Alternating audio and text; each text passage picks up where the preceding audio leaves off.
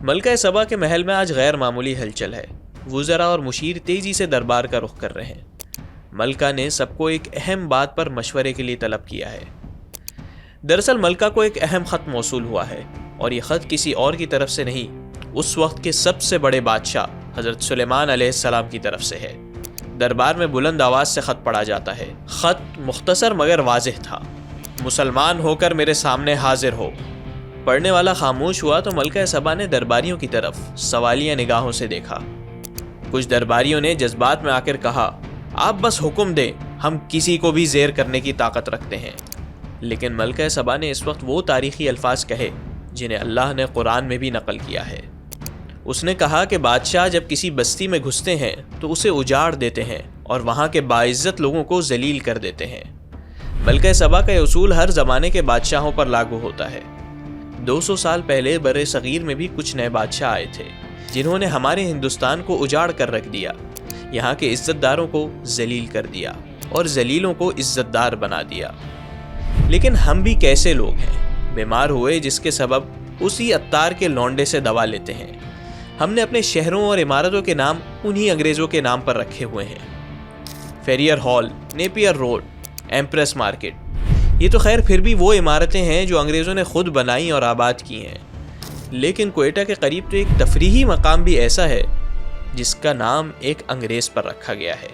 وہ مقام ہے سنڈے مان تنگی، اور جس انگریز افسر پر اس کا نام رکھا گیا ہے وہ ہے رابرٹ گروو سنڈے مین. دلچسپ بات یہ ہے کہ سنڈے مین نے بلوچستان کا بادشاہ بن کر کچھ لوگوں کو ناحق عزت دار بنانے میں سب سے بڑا کردار ادا کیا ہے. سنڈے مین خود تو لسبیلا میں مدفون ہے، لیکن اس کے بنائے ہوئے ایک نظام میں بلوچستان آج بھی جکڑا ہوا ہے. وہ نظام ہے بلوچستان کا سرداری نظام. بلوچ سردار تو صدیوں سے موجود ہیں، لیکن سنڈے مین نے ان قبائلی رہنماؤں کو انٹچبل وڈیرے بنا دیا. یہ کیسے ہوا؟ سنڈے مین نے بلوچستان کو آئسولیٹ کرنے کی انگریزوں کی پالیسی کو کیسے تبدیل کیا، اور اسکاٹ لینڈ کے سبزہ زاروں کے بجائے لسبیلا کے میدان کو اپنی آخری آرام گاہ بنانے والا سنڈے مین بلوچوں کا دشمن تھا یا ہمدرد؟ آئیے جانتے ہیں رابرٹ گروو سنڈے مین کو. لیکن اس سے پہلے آپ سے ایک درخواست. پاکستان آج تک برٹش راج کی پالیسیز کی قیمت ادا کر رہا ہے، اور ایک قیمت رفتار بھی ادا کر رہا ہے، سچ کی قیمت. اگر آپ اس سچ کے سفر کو جاری رکھنا چاہتے ہیں تو سبسکرائب کرنے کے ساتھ پیٹریون ممبر بھی بنیں. تو چلیے آج کی کہانی کی طرف.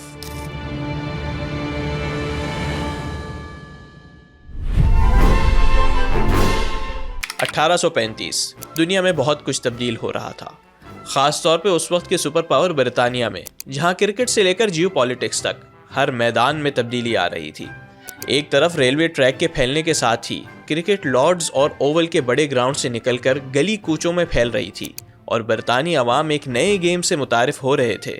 تو دوسری طرف تاج برطانیہ روس کے ساتھ گریٹ گیم میں الجھا ہوا تھا. اسی سال اسکاٹ لینڈ کے شہر پرتھ میں برطانوی افسر رابرٹ ٹرنبل اور مس پریسلی کے گھر اس بچے کی پیدائش ہوئی جو بڑے ہو کر بلوچستان کی سیاست کے لیے گیم چینجر ثابت ہوا.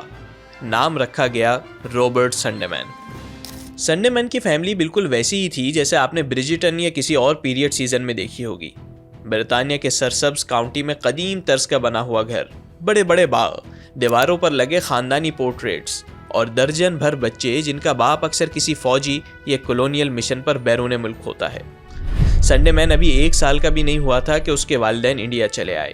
سنڈے مین اور اس کے بڑے بھائی کا بچپن ان کی پھپھیوں کے ساتھ گزرا. سنڈے مین پرتھ اکیڈمی میں اسکول مکمل کرنے کے بعد یونیورسٹی میں داخل ہوا، لیکن شاید والدین کی غیر موجودگی تھی یا اس کی غیر سنجیدگی، وہ کبھی بھی اچھا طالب علم نہیں رہا. پڑھائی میں پیچھے رہ جانے والے اکثر بچے اسپورٹس میں بہت آگے ہوتے ہیں، لیکن سنڈے مین اچھا ایتھلیٹ بھی نہیں تھا. ہاں، اس کو گھوڑوں سے خاصا لگاؤ تھا اور گھوڑ سواری کا کافی شوق تھا. اس کے علاوہ اگر اس کی کوئی خاصیت تھی تو وہ یہ کہ وہ ہر چیز کی کھوج لگاتا تھا. اگر کہیں سے خط آنے کی امید ہو اور وقت پر خط نہ پہنچے تو وہ اس کا پتہ لگانے کے لیے 50 کلومیٹر تک کا سفر بھی کر لیتا. سنڈے مین نے کاروبار میں بھی قسمت آزمائی مگر کامیاب نہیں ہوا. بالآخر اس نے فیصلہ کیا کہ اپنے والد کے نقش قدم پہ چل کر انڈین برٹش آرمی جوائن کرے. سنڈے مین جب انڈیا روانہ ہو رہے تھے تو ان کے استاد نے ان کو ان الفاظ میں الوداع کیا: رابرٹ سنڈے مین، تم نے اسکول میں بہت کم کام کیا. مگر میں تمہارے لیے نیک تمنائیں رکھتا ہوں اور میں ہرگز نہیں چاہوں گا کہ بغداد کا کوئی مسلمان جنگجو یا سمرقند کا کوئی تاتاری تمہاری تلوار کے وار کے نیچے آئے۔ کانٹینٹ کریٹرز کے پاس 3 طریقوں سے پیسہ آتا ہے: مونیٹائزیشن، اسپانسرشپس اور فنڈنگ ہمارے پاس ہے نہیں، اور آپ نے یہ بھی نوٹ کیا ہوگا کہ رفتار کی اکثر ویڈیوز پر کوئی اسپانسرز نہیں ہوتے۔ اس کے 2 ریزنز ہیں۔ ایک تو یہ کہ اسپانسرز کو لگتا ہے کہ رفتار جو کانٹینٹ بناتا ہے وہ بہت خطرناک ہوتا ہے، اس لیے وہ ہم سے دور رہتے ہیں، اور دوسرا ہمیں بھی ان کے قریب جاتے ہوئے خطرہ محسوس ہوتا ہے۔ تیسرا مونیٹائزیشن۔ پاکستانی کانٹینٹ کو جو ریٹس ملتے ہیں بہت کم ہوتے ہیں، یعنی کہ 1000 ویوز پہ کوئی 200-250 روپے۔ اور دوسرا مسئلہ یہ ہے کہ جس طرح کا کانٹینٹ ہم بناتے ہیں وہ کانٹینٹ بنانا بہت مشکل ہوتا ہے، کیونکہ اس میں بہت محنت لگتی ہے، ریسرچ کرنی پڑتی ہے، کتابوں کو چھاننا پڑتا ہے۔ اس لیے ہم ڈیلی بلاگرز کی طرح روزانہ کی 2-2 3-3 ویڈیوز اپلوڈ نہیں کرتے۔ یہ تو تھے 3 روایتی آپشنز، لیکن ایک چوتھا آپشن بھی ہے، آپ۔ اس لیے اب رفتار پیٹریون پر بھی جا رہا ہے، جہاں آپ ہمارے نیوز روم کا حصہ بن سکتے ہیں۔ آپ دیکھ سکتے ہیں کہ ہم کیسے ٹاپکس چوز کرتے ہیں، ریسرچ کرتے ہیں، آپس میں لڑتے ہیں، قیمے کے سموسے کھاتے ہیں، اور سب سے غیر اہم چیز یہ کہ مجھ ناچیز سے بھی آپ ملاقات کر سکیں گے۔ ہر چیز کی ایک قیمت ہوتی ہے، اور سچ کی بھی ایک قیمت ہے جو رفتار پچھلے کئی سالوں سے ادا کر رہا ہے، لیکن ہمیں اب آپ کے ساتھ کی ضرورت ہے۔ نوجوان سنڈے مین 1856 میں ہندوستان پہنچا اور اپنے والد کی انفینٹری جوائن کی۔ یہ وہ وقت تھا جب ہندوستانیوں کے دلوں میں موجود بے چینی ملک کی فضاؤں میں بھی محسوس کی جا سکتی تھی۔ یوں ملک میں خاموشی اور سناٹا تھا، لیکن لوگوں کے دلوں میں موجود طوفان کسی بھی وقت باہر نکلنے والا تھا۔ انگریز بھی جانتے تھے کہ کچھ بڑا ہونے والا ہے۔ ان کو رپورٹس مل رہی تھی کہ مقامی سپاہی کسی بھی وقت مسلح بغاوت کر سکتے ہیں۔ ہر کوئی ایک دوسرے کو شک کی نگاہ سے دیکھ رہا تھا۔ سنڈے مین اور اس کے والد کی انفینٹری میں بھی ماحول ٹینس تھا۔ بغاوت کے ڈر سے تمام ریجمنٹس کو حکم ملا کہ مقامی سپاہیوں سے اسلحہ واپس لے لیا جائے۔ یہ حکم جب سنڈے مین کے والد کی انفینٹری کو پہنچا تو وہاں عجیب واقعہ پیش آیا۔ کسی بھی فوجی سے اس کا اسلحہ یا رینک چھیننا اس کی سب سے بڑی تذلیل ہوتی ہے۔ اسی لیے سنڈے مین کے والد کو جب حکم موصول ہوا کہ ان کو اپنے سپاہیوں کو ڈس آرم کرنا ہے تو انہوں نے انکار کر دیا۔ وہ چیخ اٹھے، میں اپنی انفینٹری سے اسلحہ واپس لوں گا، میں اپنے ہر سپاہی کی وفاداری پر اپنی جان کی قسم کھا سکتا ہوں۔ لیکن جب ان کو بتایا گیا کہ ان کے سپاہی کتنے بھی وفادار ہوں، ان کو ہر حال میں ان سے اسلحہ واپس لینا ہوگا، تو وہ رو پڑے۔ 1857 کی جنگ آزادی کے دوران سب سے زیادہ خطرہ انگریز افسران اور ان کے اہل خانہ کو تھا۔ سنڈے مین کی فیملی بھی ہندوستان میں ہی تھی اور ان کو کہیں بھی منتقل کرنا ایک چیلنج تھا۔ سنڈے مین نے اس کا یہ حل نکالا کہ اس نے اپنا اور اپنی بہنوں کا بھیس بدلا، خود کو ہندوستانی ظاہر کیا، اور اس طرح اپنی بہنوں کو محفوظ مقام پر منتقل کرنے میں کامیاب ہو گیا۔ وہ اپنے والد کی حفاظت کے لیے بھی اکثر فرنٹ لائنز پر لوڈڈ پسٹل اٹھائے ان کے پیچھے رہتا، لیکن سنڈے مین کے والد کی انفینٹری میں کوئی بغاوت نہیں ہوئی۔ سنڈے مین نے خود کو ان علاقوں میں سروس کے لیے پیش کیا جہاں لڑائی ہو رہی تھی۔ اس نے دلی اور لکھنؤ سمیت مختلف علاقوں میں ہندوستانیوں کے خلاف کارروائی میں حصہ لیا۔ ایسے ہی ایک مشن پر سنڈے مین کے ساتھ ایسی ٹریجڈی ہوئی جس سے بعد میں ان کے لیے ایک بڑی اپرچونٹی نکل آئی۔ 1857 کے فسادات اپنے عروج پر تھے۔ ہندوستانی اس کو جنگ آزادی کا نام دیتے ہیں، لیکن برطانویوں کے نزدیک یہ بغاوت تھی۔ رابرٹ سنڈے مین اس جنگ کے دوران ہر محاذ پر اگلی صفوں میں لڑتا۔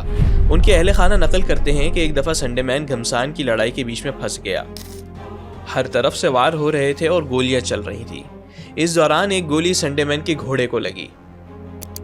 اس کا گھوڑا مر گیا اور وہ خود شدید زخمی ہو گیا۔ زخمی سنڈے مین گھوڑا کھونے کے بعد اپنے ساتھیوں سے الگ ہو گیا۔ فوج واپس روانہ ہو گئی اور سنڈے مین کہیں اور گم ہو گیا۔ ساتھیوں نے تلاش کیا تو ان کو سنڈے مین کا مرا ہوا گھوڑا اور اس کے خون کے اثرات نظر آئے۔ وہ سمجھے سنڈے مین مارا گیا۔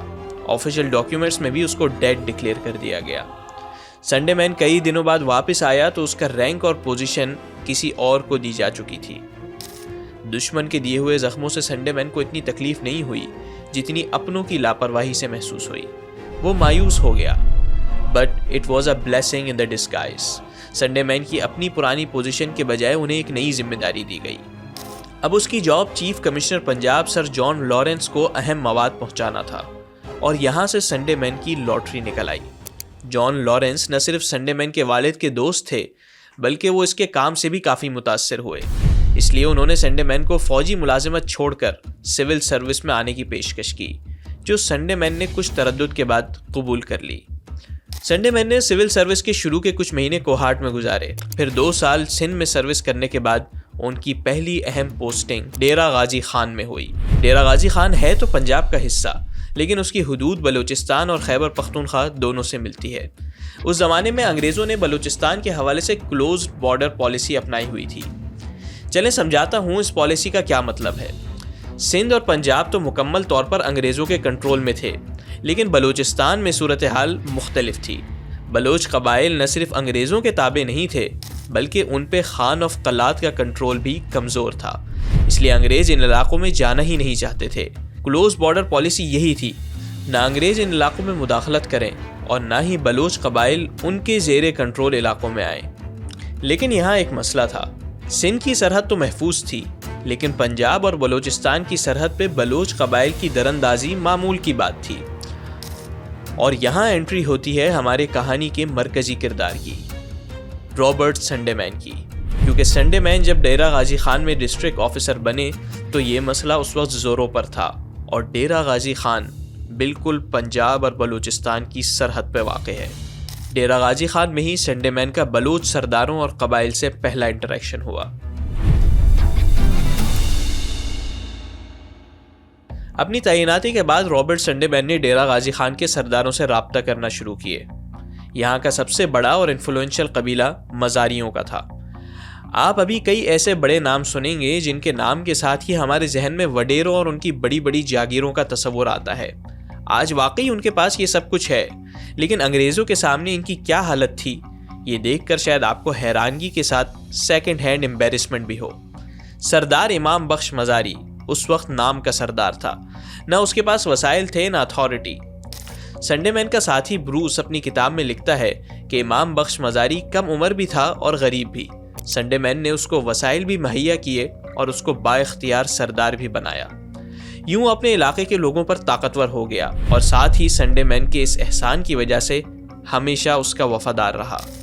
یہی حال لغاریوں کے گریٹ گرینڈ فادر سردار جمال خان کا تھا۔ انگریز حوالوں میں ان دونوں کو انگریزوں کا سب سے قابل اعتماد اور وفادار ساتھی بتایا گیا ہے۔ چلیں اس وفاداری کا ایک دلچسپ قصہ سنیں۔ اس قصے میں بگٹیوں کا کردار بھی آپ کو سمجھ آ جائے گا۔ جیسا کہ ہم نے پہلے بتایا کہ ڈیرہ غازی خان میں انگریزوں کا سب سے بڑا چیلنج یہ تھا کہ سرحدی شہر ہونے کی وجہ سے بلوچ قبائل یہاں آتے اور لوٹ مار کر کے چلے جاتے۔ یہ لوٹ مار کا الزام بھی ویسے انگریزوں کا ہے، ضروری نہیں قبائلی واقعی لٹیرے ہوں۔ بہرحال انگریز اس مسئلے سے بے حد تنگ تھے۔ آئے روز ان کو خبر ملتی کہ فلاں علاقے میں دراندازی ہوئی ہے اور قبائلیوں نے اتنا نقصان کر دیا ہے۔ سنڈے مین اور اس کے ساتھی افسران نے اس معاملے کا نوٹس لیا۔ پتہ چلا ان لٹیروں کا لیڈر غلام حسین بگٹی ہے۔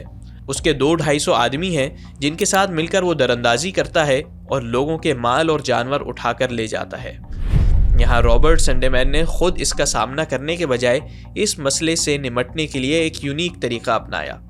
سنڈے مین نے اپنے وفادار امام بخش مزاری کو کہا کہ وہ بگٹی قبیلے کے سردار سے ملنا چاہتا ہے۔ وفادار سردار نے اپنے انگریز وڈیرے کے حکم پر فوراً عمل کیا اور بگٹیوں کے سردار مرتضیٰ بگٹی کی راجن پور میں سنڈے مین سے ملاقات کروائی۔ مرتضیٰ بگٹی کا رویہ بھی مزاری اور لغاری سے مختلف نہیں تھا۔ یوں سمجھ لیں ان تمام سرداروں کی انگریزوں کے سامنے وہی حیثیت تھی جو ہمارے سیاستدانوں کی جرنیلوں کے سامنے ہوتی ہے۔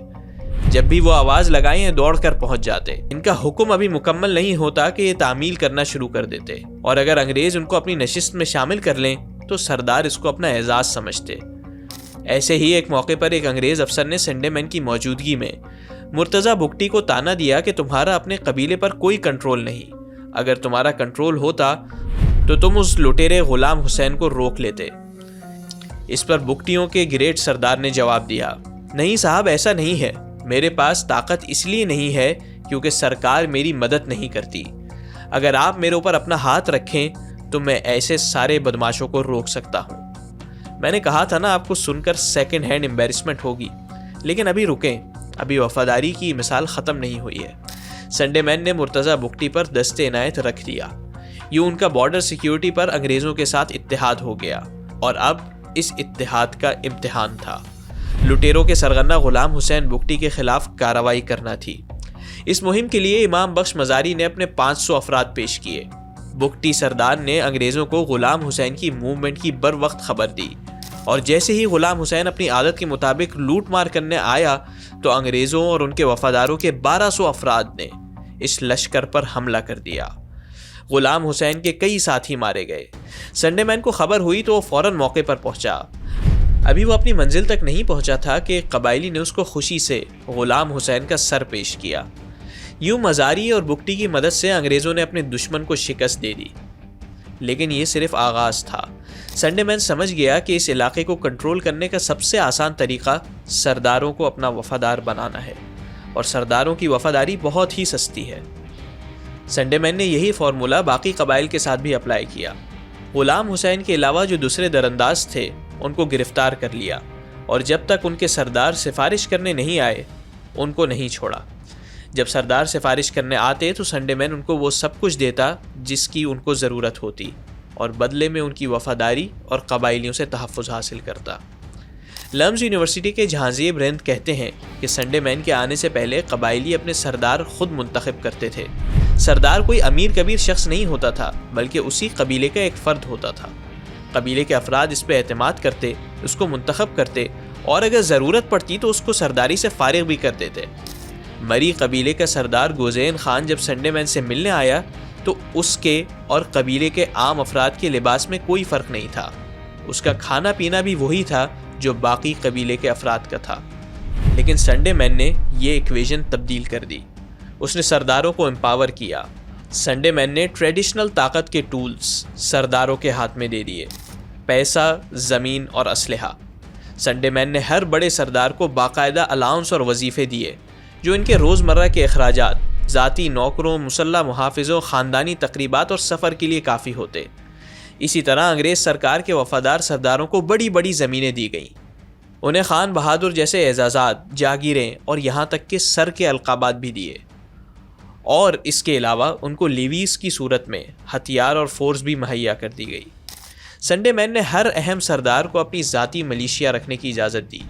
یہ مقامی لوگ سردار کی زیر کمان ہوتے، مگر تنخواہیں انگریز حکومت دیتی۔ سردار کو یہ اختیار حاصل تھا کہ وہ چاہے تو انہیں تنخواہ دے یا نہ دے، یعنی قبیلے کی رضا کے بجائے سردار اب انگریز سرکار اور بندوق کے بل بوتے پر راج کرتا تھا۔ یہ تمام اختیارات ملنے کے بعد سردار کو اپنی قبائلی افراد کی حمایت یا مقبولیت کی ضرورت نہیں رہی۔ اب وہ صرف انگریز حکومت کو جوابدہ تھا، اور اسی سے اس کا اقتدار قائم تھا۔ یوں وہ سردار جو پہلے عوام کے خادم تھے، سنڈے مین نے ان کو عوام کا مالک بنا دیا۔ وہ سردار جو عوام کے ساتھ اٹھتے بیٹھتے اور ان کے جیسے کپڑے پہنتے، ان کے ساتھ کھاتے اور پیتے، اب ان کی بڑی بڑی جائیدادیں بن گئی، خزانے اثاثوں سے بھر گئے، اور اب تو عوام کے پاس سردار کو ہٹانے کا اختیار بھی نہیں رہا، کیونکہ لیویز کی شکل میں اب ہر سردار کے پاس سرکاری غنڈوں کی فورس تھی، جن کا کام ہی سردار اور اس کے مفادات کا تحفظ تھا۔ افسوس کی بات تو یہ ہے کہ سنڈے مین تو 150 سال پہلے مر گیا، لیکن ہم نے اس کی وراثت کو آج بھی زندہ رکھا ہوا ہے۔ آزادی حاصل کرنے کے بعد بھی ہم نے بلوچوں کو آزادی سے دور رکھا ہے۔ آج آپ بلوچ سرداروں کے جو حشم و خدم اور رنگ ترنگ دیکھتے ہیں، ان کا ایبسولوٹ پاور اور ان کے قبیلے کے افراد کی ایبسولوٹ غربت دیکھتے ہیں، یہ اسی پالیسی کا نتیجہ ہے۔ آج آپ بلوچستان کے وزیر اعلیٰ کو ہی دیکھ لیں۔ الیکشن کمیشن کے ڈیٹا کے مطابق ان کے صرف مویشیوں کی مالیت ہی 7 کروڑ روپے ہے۔ لاکھوں کی نقدی، سونا، گاڑی اور CNG اسٹیشن میں حصہ، اور کوئٹہ، اسلام آباد اور لاہور میں جائیدادیں اس کے علاوہ ہیں۔ لیکن ڈیرہ بگٹی جہاں سے ان کا تعلق ہے، وہاں 90% افراد بنیادی ضروریات سے ہی محروم ہیں۔ صرف 19% افراد کو صاف پانی کی سہولت میسر ہے، اور 70% آبادی ڈیرہ بگٹی کی آج بھی غریب ہے۔ بلوچ سرداروں کی طاقت اور انفلوئنس کا یہ حال ہے کہ ان میں سے اکثر نے ریاست سے ساز باز کر کے اپنے علاقوں میں اپنی اپنی ریاستیں قائم کر لی ہیں، جہاں وہ سیاہ و سفید کے مالک ہیں۔ 2023 میں بلوچستان کے ممتاز صحافی اکبر نوتزئی نے ڈان کے لیے اپنی رپورٹ میں انکشاف کیا کہ سردار عبدالرحمن کیتھران سمیت مختلف بلوچ سرداروں کے پرائیویٹ جیل ہیں، جہاں سردار کے پرائیویٹ قیدیوں پر ظلم اور شدید جسمانی تشدد عام ہے۔ یہ ہے رابرٹ سنڈے مین کی پالیسی کے اثرات، جن کو ہم آج تک بھگت رہے ہیں۔ سنڈے مین نے بلوچ سرداروں کا اس حد تک اعتماد حاصل کر لیا کہ اس کو یقین ہو گیا کہ اب وہ ڈیرہ غازی خان میں بیٹھ کر نہیں بلکہ بلوچستان پر ڈائریکٹ قبضہ کر کے وہاں کے معاملات چلا سکتا ہے۔ اس نے انگریزوں کی پرانی کلوزڈ بارڈر پالیسی کو ختم کر کے نئی پالیسی پیش کی، جس کو اس نے فارورڈ پالیسی کا نام دیا۔ فارورڈ پالیسی سامنے آئی تو شروع میں سنڈے مین کے افسران نے اس کی بھرپور مخالفت کی اور خان آف قلات کے معاملات میں دخل اندازی کو اچھا نہیں سمجھا، لیکن سنڈے مین نے اپنے افسران کو غلط ثابت کیا۔ اس نے خان آف قلات سے زیادہ سرداروں سے رابطے مضبوط رکھے اور ان کو اپنا ایسا وفادار بنا لیا کہ وہ ہر مدد اور کام کے لیے خان کے بجائے سنڈے مین کی طرف ہی دیکھتے۔ اس کا بھی ایک دلچسپ قصہ ہے۔ 1860 کی دہائی میں لسبیلا کے جام نے خان آف قلات کے خلاف بغاوت کر دی، لیکن وہ ناکام رہا۔